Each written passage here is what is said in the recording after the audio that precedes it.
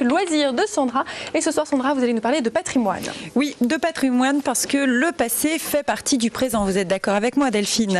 Et il est plus que jamais vivant ce soir grâce à Françoise Marc, qui est la présidente de l'association Mémoire de Maison.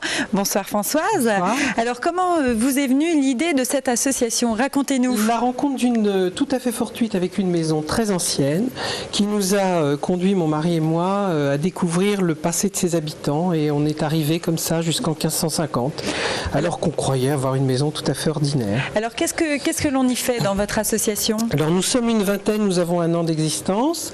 Notre choix, c'est d'essayer de retrouver l'histoire des maisons beaucoup plus qu'autre chose, et surtout l'histoire des personnes qui ont vécu dans ces maisons. Donc de retracer en quelque sorte la petite histoire d'une ville à travers quelques habitants. Mais qu'est-ce qui vous a donné envie de faire ce travail de recherche? C'est que on croit qu'on va pouvoir remonter avec des choses simples, et on s'aperçoit en fait qu'il faut rentrer vraiment dans de l'histoire très lourde.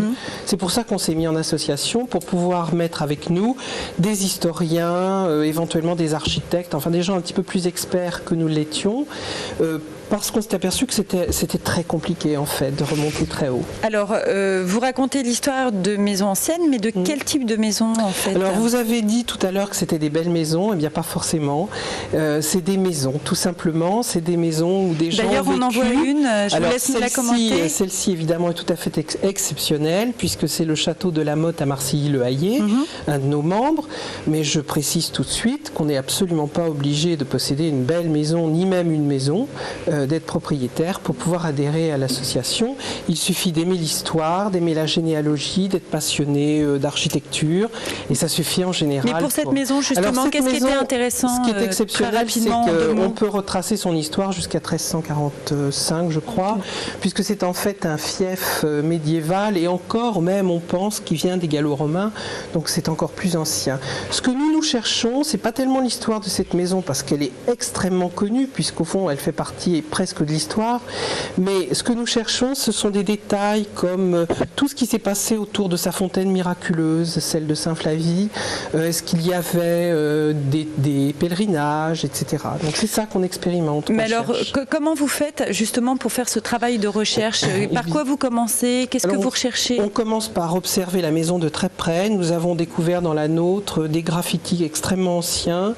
Nous avons découvert des pierres récupérées qui datent du Moyen-Âge. Nous avons découvert des messages révolutionnaires à l'intérieur des murs. C'est ce qui vous permet de retracer voilà. justement. Alors déjà, c'est la première chose. C'est ce qui vous fait dire ça. On le voit d'ailleurs à l'antenne. Voilà, ça, ce sont des papiers qui datent de la Révolution.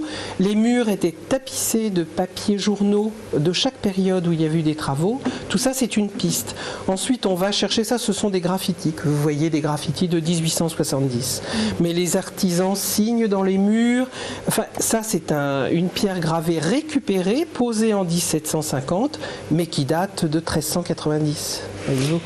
Donc c'est tout ça qui nous permet de chercher ensuite aux archives départementales, que ce soit les archives publiques, c'est-à-dire les archives historiques, le fonds révolutionnaire, etc., ou bien des archives privées, comme les notaires, les fonds des notaires. Mais je tiens tout de même à préciser que vous travaillez sur l'histoire des maisons des personnes. Vous n'allez pas consulter, vous ne pouvez pas aller chez des personnes pour... C'est toujours très très difficile de ne pas travailler sur des maisons où on a un libre accès à l'info. Bon. Alors évidemment, c'est faux pour des périodes assez anciennes, puisque les archives sont ouvertes à tout le monde. Mais pour les périodes récentes, il faut plus ou moins être propriétaire.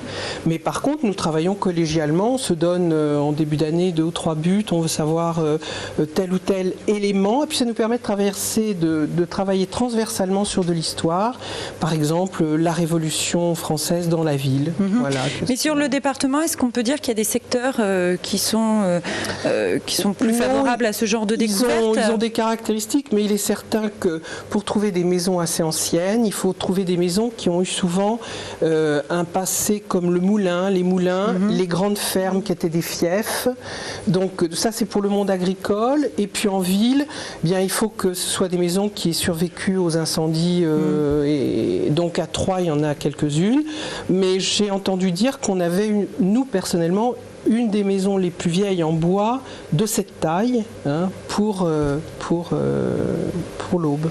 Alors, vous nous avez dit tout à l'heure qu'il y avait une vingtaine de membres. Oui. Est-ce que tout le monde peut rejoindre votre association ou est-ce qu'il faut des compétences particulières? Non, mais disons que ce que nous ne cherchons pas, ce sont des adhérents pour les adhérents. On cherche, comme tout le monde, je crois, des membres qui participent, qui soient une expertise, l'architecture, un goût prononcé pour les arts architecturaux, c'est mieux, une connaissance des styles, de l'histoire, la généalogie. Bon, si on n'a pas ces passions, je pense que c'est pas la peine de nous rejoindre, mais c'est pas la peine d'avoir une maison. Donc en fait, on peut vous rejoindre effectivement Absolument.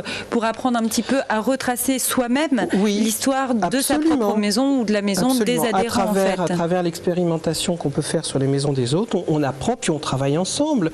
On peut tout à fait s'aider.